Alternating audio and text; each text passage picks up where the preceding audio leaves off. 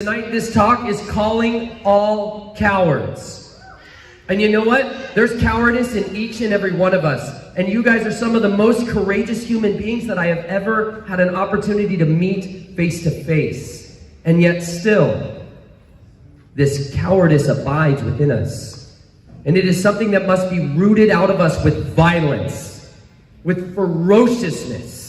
And you know what? It took for my wife and I, just the last summer, we ended up going up to a place in the mountains that had no cell service and no Wi-Fi.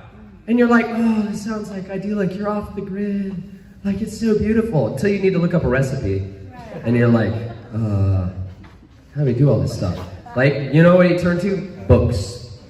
Like books. Like we started reading again. We're like, wow, we suddenly have time to read. No, like we had to read, otherwise we had no idea what we were doing.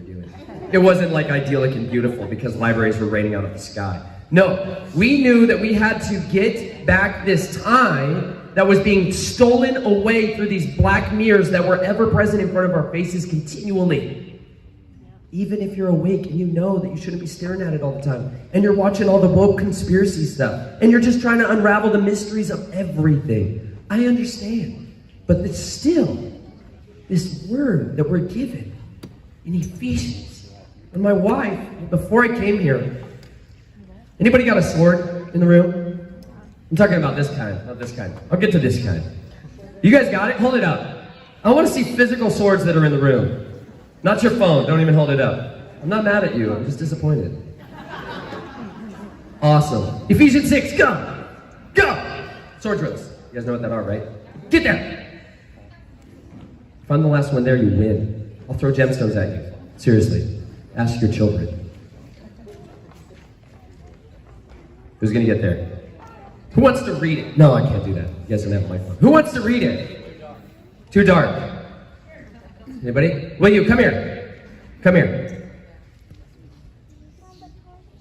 Will you read it? Yeah. Finally, be strong in the Lord and in the strength of his might. Put on the whole armor of God, that you may be able to stand against the schemes of the devil. For we do not wrestle against flesh and blood, but against the rulers, against the authorities, against the cosmic powers over this present darkness, and against the spiritual forces of evil in the heavenly places. Therefore, take up the whole armor of God, that you may be able to withstand in the evil day, and having done all to stand firm, stand therefore having fastened on the belt of truth, and having put on the breastplate of righteousness, and as shoes for your feet having put on the readiness given by the gospel of peace. In all circumstances, take up the shield of faith, with which you can extinguish all the flaming darts of the evil one, and take up the helmet of salvation and the sword of the Spirit, which is the word of God, praying at all times in the Spirit, with all prayer and supplication. To that end, keep alert with all perseverance, making supplication for all the saints, and also for me, that words may be given to me, and opening my mouth boldly to proclaim the mystery of the gospel, for which I am an ambassador in chains, that I may declare it boldly as I ought to speak. Boldly. Thank you. Let's give a round of applause. Don't come to sword fights empty-handed. Personal experience. Don't do it. Don't do it, okay? We've heard this passage. How many people have heard that passage before in their life? Like basically all of us, right? How many of you have ever heard this phrase, redeeming the time? Because the days are evil. Evil. Anybody feel some evil days around us? Anybody feel that thick, ever-present darkness? This spiritual darkness that's coming upon us? Yes, but he gave us an answer. He gave us the solution. An idea of a talk earlier today that was talking about who are the immersers. The answer is the people who immerse themselves in this word. The people who immerse themselves in this word. They are the immersers. That's why he made John, Yohanan, the Baptist, the immerser, so unique. He lived in a desert called Qumran. Not lots of water. And everybody's like, yeah, he's the baptizer, right? No, he did this. He poured this on people. Whoever they were, wherever they were, no matter how high in status and rank they were, no matter how lowly they were, he poured all this on them continually. And it made him mighty. And it made him hated. And it made him hunted. That's a hero. That's a mighty man. The word in Hebrew is called Gibor. Gimel, Bet, Resh. And my wife was reading that portion to her, and my wife couldn't stop thinking about redeeming the time and how much her phone had stolen from her. Stolen from my children. Stolen from me. Stolen from our friends. Stolen from the relationships and the communities and the creation. How much these black mirrors steal from us. Question. Do we have an enemy that has a name known as the thief? It's his identity. It's what makes him who he is, right? This great dragon of old, who is a thief, has set up a system to steal your time. Money is what?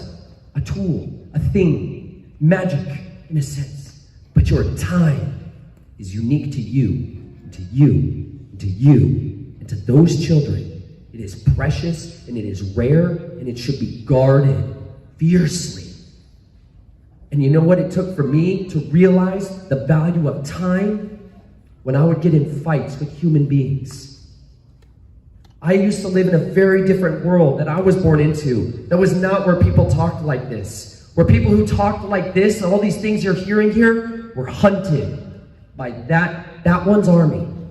The enemy has a radical, intelligent, evil influenced army of people who operate amidst your congregations and amidst the fellowships to hunt down and spiritually and physically destroy the opposition. And you should have that same kind of mindset in your heads towards the spiritual powers and towards these things that are stealing your time. Stealing the things that should be most precious to you. You need to take violence to these idols in your life. My life has been totally transformed in the most painful kinds of ways because the Father disciplines those he loves. And some of us, you feel loved a lot lately by the Father? You feel super disciplined lately? But you know what? There comes a time with your children, and all of you who have children know what I'm talking about, that you no longer have to discipline them the way you did when they were young. You suddenly start to discipline them with words and with a communication that's different. Because they understand that there's way more power with the way you talk to them or even just look at them. Or if you abstain from them. They feel that. The Father says he turns his face from us. He hid himself from us. If you don't want my ways, you don't want my instructions, I'll go over here. I'm going to hide my face from you. And when I talk to you and you plugged your ears to what I had to say to you, fine. I'm going to plug my ears when you scream. He gave that to us because we said we want our own gods. We want to be our own kings. We want to be our own queens. Let us have it. Fine. Go. Run it out. And what does he say? If you would turn to me. If you would cry out to me.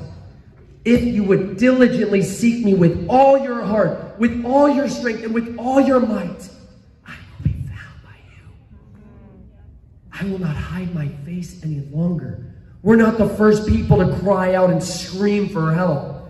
But if any of you are a dad and you hear the scream of your child, you drop everything you have and everything you're doing and you go running. You are there. You better get out of the way. I've got this